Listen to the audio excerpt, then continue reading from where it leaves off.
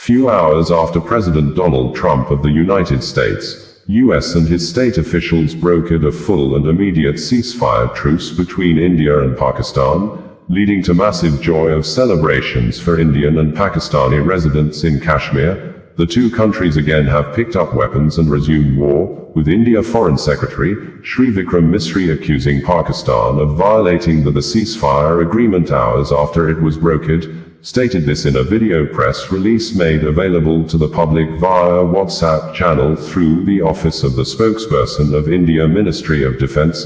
The office of the Chief of Army Staff of Pakistan, Azam Munir, in a tweet through his verified X social media account few minutes ago stated that, from Peshawar airport once again, warplanes took off, and few seconds after, he tweeted again that, Pakistan has hit the Indian city of Sirsa. Pakistan's Fateh 1 and Fateh 2 in action, signaling the resumption of the war that entered its new dimension early on Saturday morning, with both countries firing missiles into each other's territories, which resulted in the killing of over 5 persons on Saturday, after the decades-long conflicts reawoke last month when some suspected terrorists killed over 26 India tourists at Kashmir, leading to over 2 weeks of build-up tensions before the two countries began the large-scale war on Saturday. According to India Foreign Secretary Shri Vikram Misri, Pakistan committed repeated violations of the understanding both countries arrived at earlier today between the Directors General of Military Operations of India and Pakistan, saying, Indian soldiers have been instructed to respond to any provocation along the infantry battalion and line of control.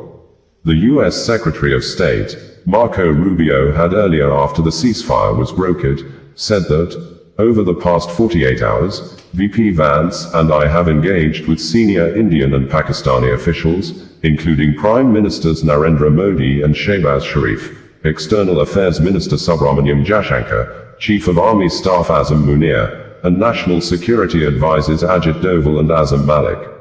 I am pleased to announce the governments of India and Pakistan have agreed to an immediate ceasefire and to start talks on a broad set of issues at a neutral site. We commend Prime Ministers Modi and Sharif on their wisdom, prudence, and statesmanship in choosing the path of peace.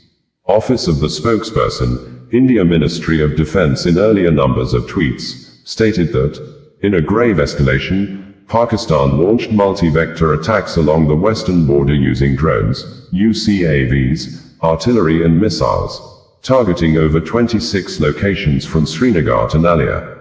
Indian Air Force bases at Udhampur, Pathankot, Adampur and Bhuj sustained limited damage.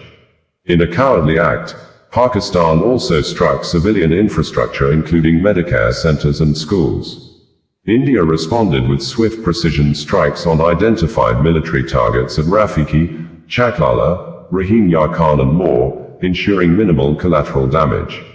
The Indian Army effectively countered line of control intrusions, causing extensive damage to Pakistan's forces. Troop movements on the Pakistani side signal intent to escalate. India remains in a high state of operational readiness, committed to non-escalation, provided there is mutual restraint. As a response to Pakistan's misadventures of attempted drone strikes on the night of 8 and the 9th of May 2025 in multiple cities of Jammu and Kashmir and Punjab, the Indian Army conducted a coordinated fire assault on terrorist launchpads, pulverizing and razing them to cinders. The terrorist launchpads, located close to the line of control, were a hub for planning and executing terror attacks against Indian civilians and security forces in the past. The Indian Army's swift and decisive action has dealt a significant blow to terrorist infrastructure and capabilities. The recent claims made by Pakistan regarding the destruction of Indian military facilities, infrastructure, and the alleged missile attacks on Afghanistan are nothing but lies and propaganda. Allegations about the destruction of Air Force stations in Sirsa, Suratgarh, and the S-400 base in Adampur are completely false, designed to mislead the international community. Pakistan continues to attempt at sowing discord among India's communities. The shelling of Rajouri, which killed a senior official, along with the ongoing targeting of civilian infrastructure, underscores Pakistan's malicious intent. Pakistani officials had earlier said a military operation had been launched against India, and multiple bases in the country had been hit. Local media reported that shops and homes were damaged and at least 5 civilians were killed in Pakistani shelling in Indian-administered Kashmir, citing police statements.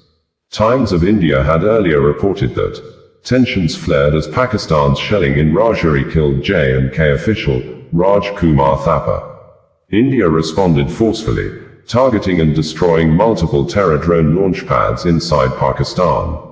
Officials confirmed the drones were launched across the line of control, while 3 others were critically injured. Mortal remains of Additional District Development Commissioner Raj Kumar Thapa have been brought to his residence, who lost his life after a Pakistani shell hit his residence in Rajaury, Jammu and Kashmir, according to the Times of India. Reuters international news agency had also reported earlier on Saturday that Pakistan and India launched strikes and counter-strikes against each other's military installations on Saturday, prompting US calls for the nuclear-armed neighbors to begin talks and defuse their escalating conflict, the most intense since 1999. Fears that the country's nuclear arsenals might come into play spiked when the Pakistan military said a top military and civil body overseeing its nuclear weapons would meet, but the defense minister later said no such meeting was scheduled. Officials from both sides showed a willingness for now to take a step back following the day's exchanges.